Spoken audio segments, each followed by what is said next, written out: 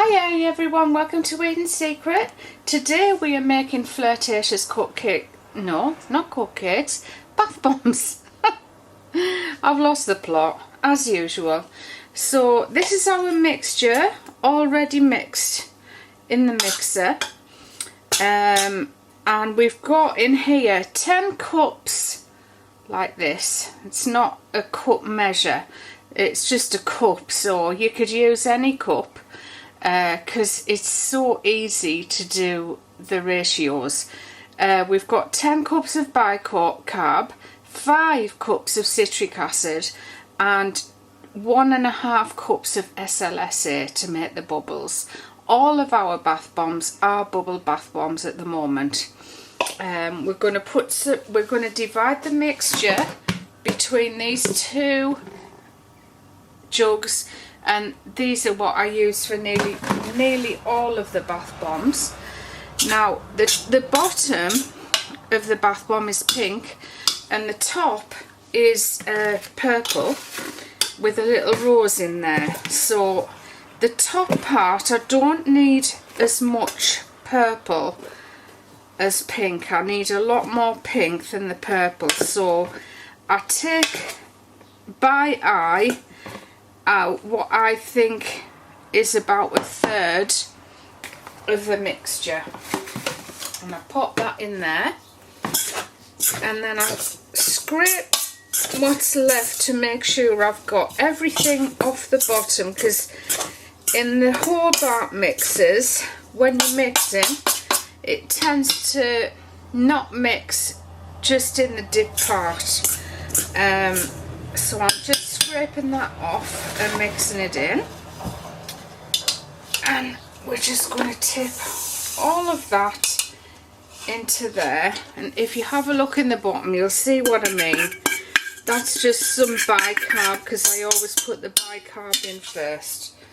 I'll just pop that in there as well. Now I've got too much. I didn't measure 1/3 out well, so I'm going to put a few more spoonfuls into the small container.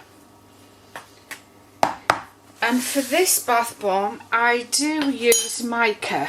Now, not all micas are suitable for bath bombs, because some micas leave well, it is a stain on your bath. It does come off after a few baths, but you really need a mica or any colour to rinse away in the bath after you've had a bath, because our customers don't like having a stained bath, trust me. Although bath bombs are messy, they need to rinse away well.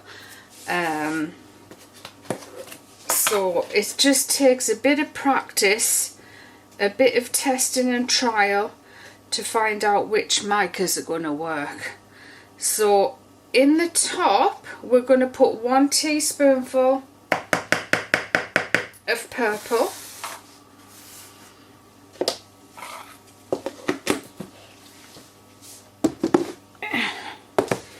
And in the bottom, 1 heaped teaspoonful and a half, 1.5 teaspoonfuls of the pink. And while I mix that in, the mixer is going to be a little bit noisy, so you just need a hand blender to do this. Of course, if you're not mixing in a big Hobart mixer and you just want to make a couple of bath bombs, you would just pour 2 cups of bicarb to 1 cup of citric acid and a little bit of SLSA.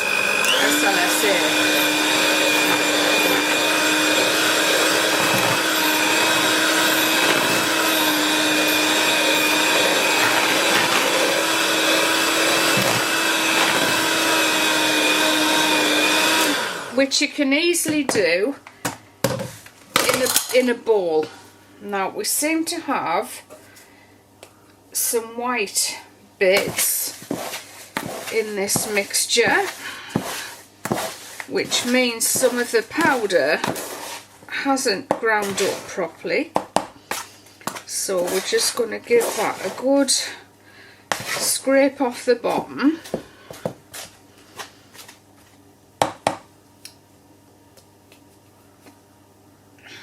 Yeah, some of them are a little bit hard, so I'm just taking those out.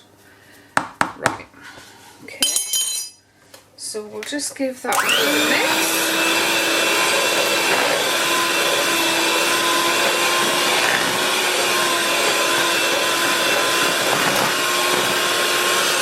Of course, if you sieve it, you'll get rid of those lumps.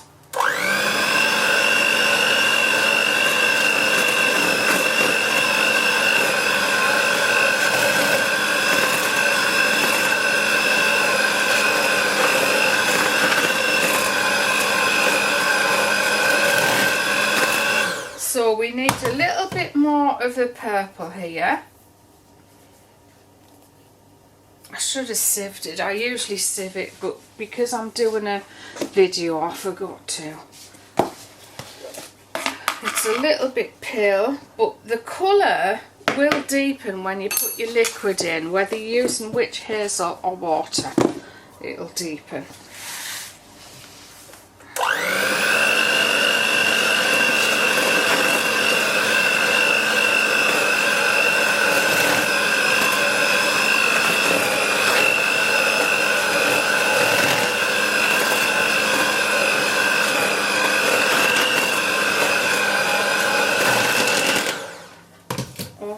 So we have a bottle of Witch Hazel here. You can use water. I find that water binds the bath bomb together better than Witch Hazel does. So if you're wanting to ship a lot, I would use water if I was you, or a mixture of both. But it doesn't matter, it really doesn't matter. Depending on where you are in the world and the weather, again, you might not use as much liquid as I have to use. It's just a case of trial and error and testing and seeing what works.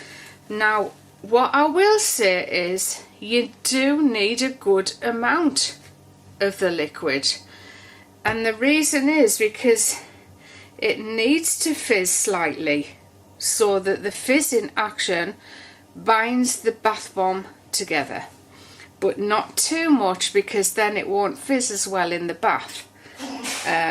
So you might think that I use quite a lot of liquid, but this is the amount that I need for me. So in the purple, I'm going to put start with 8 sprays of the liquid. That was 8, and then we're going to mix it in. It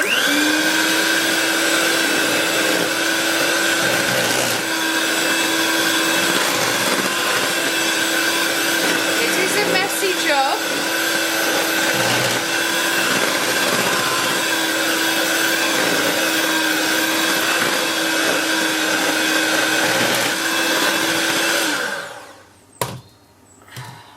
And you just get it out and squeeze it together. It doesn't quite feel wet enough, so I'm going to put 2 more sprays in. 3.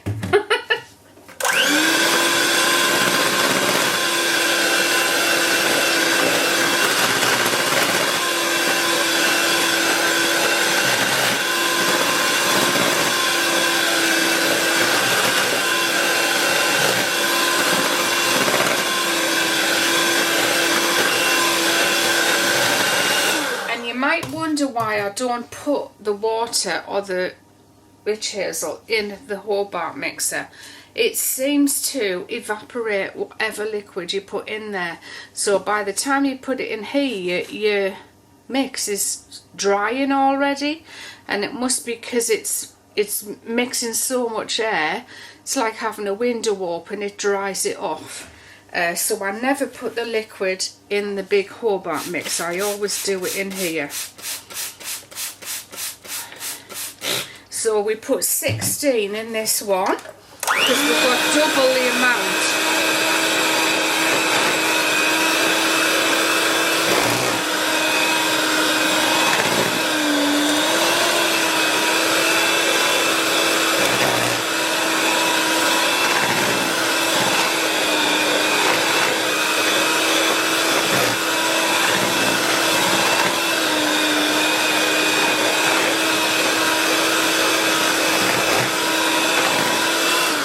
You must make sure that your water is well mixed in. I'm just going to give another couple of sprays, maybe 3, and mix that in.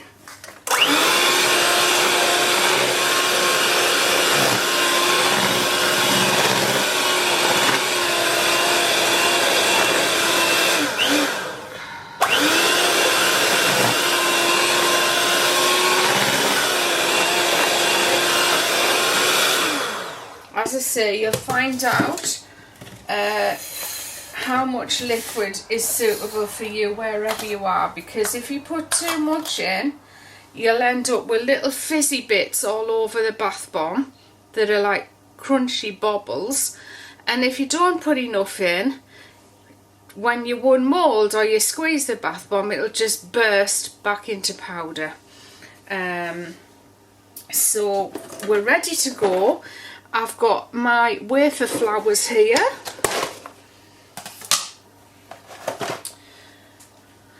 and I also need my glitter. I need a spoon, and then off we go. We're just going to pop some glitter in there, one of the flowers, a spoonful and a half of the purple, and I'm just going to squash it down. This keeps the flower in place. And then squeeze, you twist and squeeze. It doesn't have to be hard, you know, hard. You're not trying to get as much powder in there as possible. It needs to be fairly loose. Because the more you squeeze in, the harder it is to unmould. And again, if you don't put enough in, it'll probably break.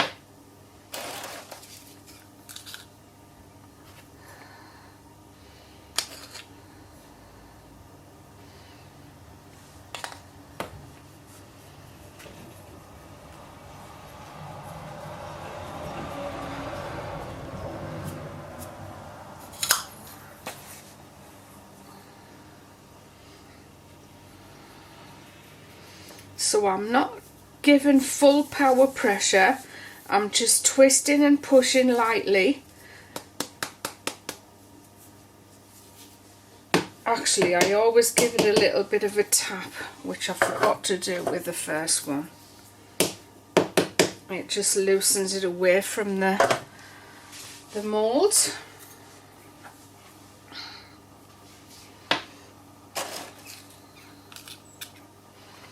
So the Flirtatious, they have all different colour flowers in.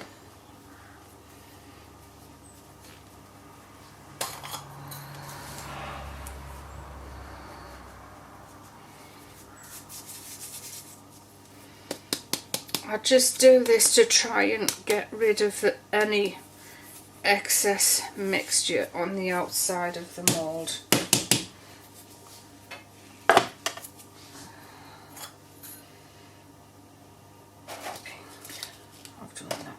Green, purple, orange.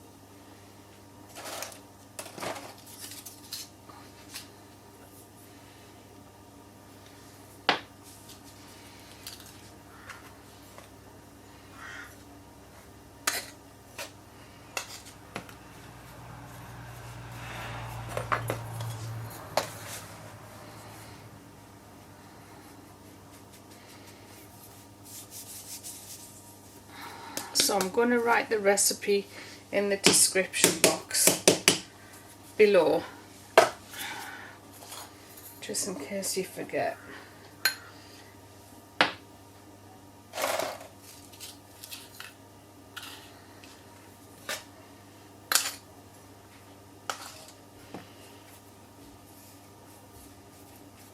I'll squeeze that part down quite tightly because it's just a stop. I've noticed if you unmold the bath bomb straight away when you're using these roses, it cracks around the rose, and usually with the method I'm using they don't crack.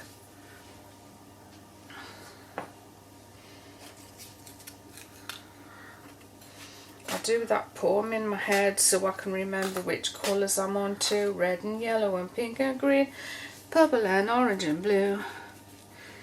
Except there's a couple of colours we haven't got in there, but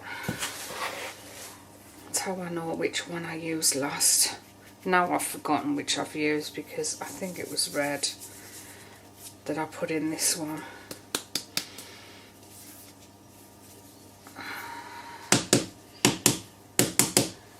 Okay, so we'll just continue on with this until we finish them all.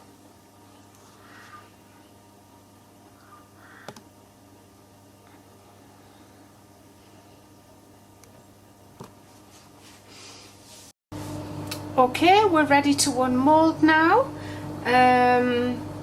When you're storing these after you've made them, it's best to store them somewhere very cool.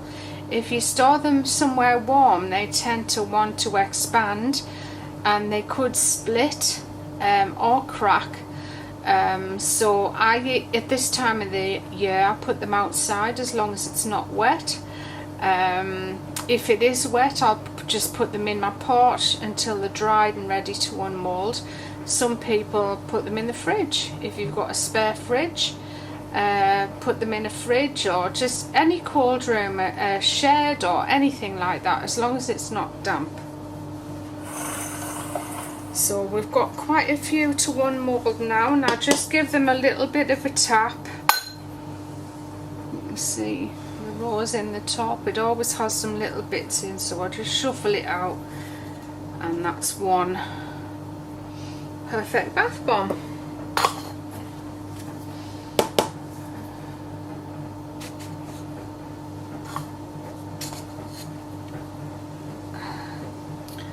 That's number 2 with a blue flower.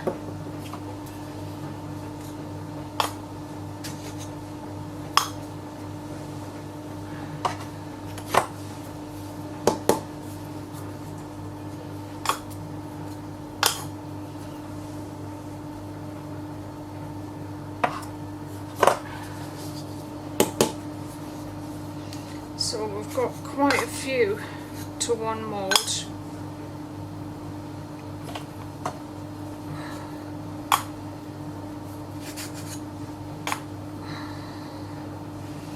That's the yellow.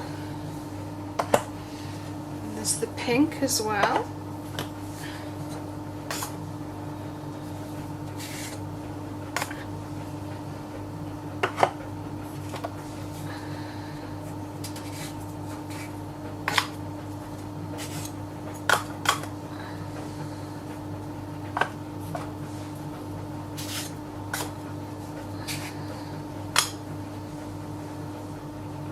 Orange.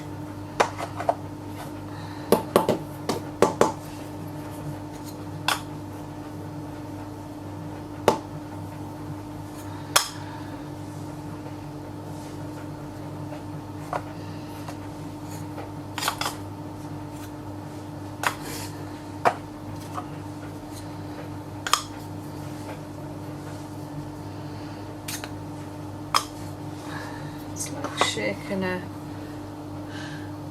salt pot.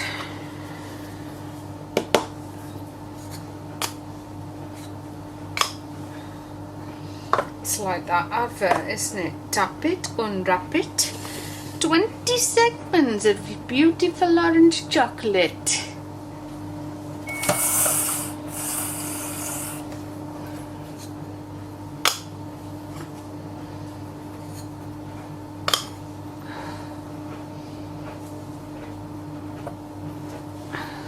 they're nice and dry, these. Did we have a yellow yet?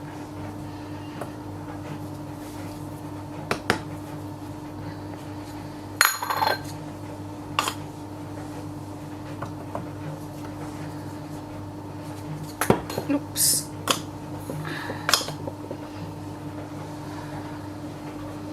Well, lucky we didn't damage that one.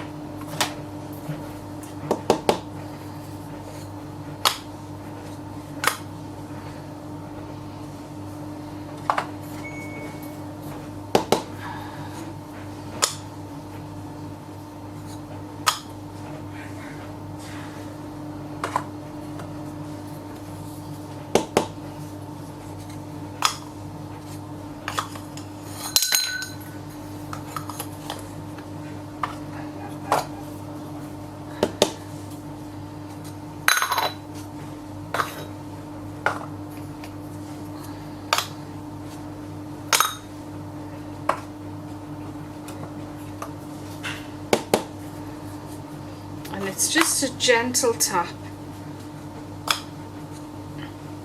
and as I've said before, these aluminium moulds are not very sturdy, so they won't last forever, I'm afraid, not like the stainless steel ones. But I love the shape of these ones this time. They're not quite round like the last one was.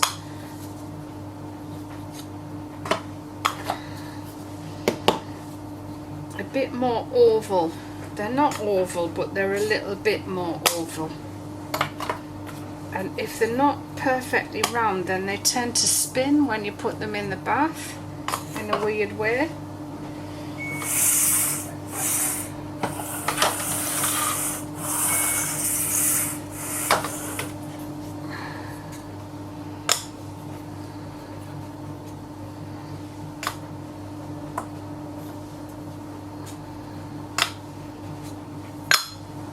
See, that one has got a crack, and that's just from the rows. You know, they're not always perfect, and sometimes it's unavoidable getting a crack in them, but that only happens when you're placing something in the top of the bath bomb like that.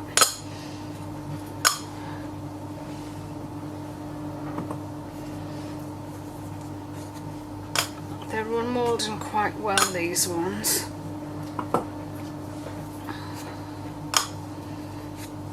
And that's because I didn't overfill them. The more you overfill, the harder they are to unmould. Trust me.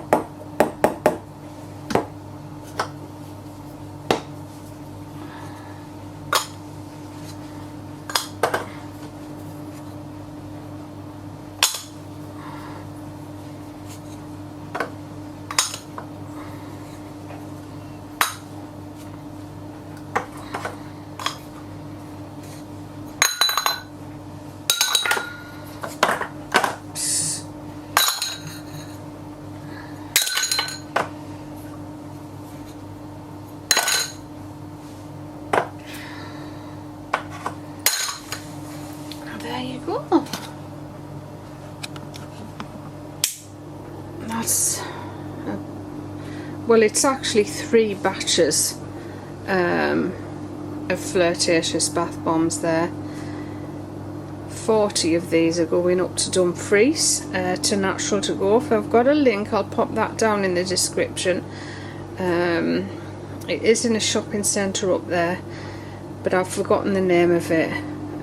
But I'll put the link in the description, so if you live in the Dumfries area, you can always go in and have a look and buy if you want to. So there you go. Hope you enjoyed this video, and I'll be back soon with another one.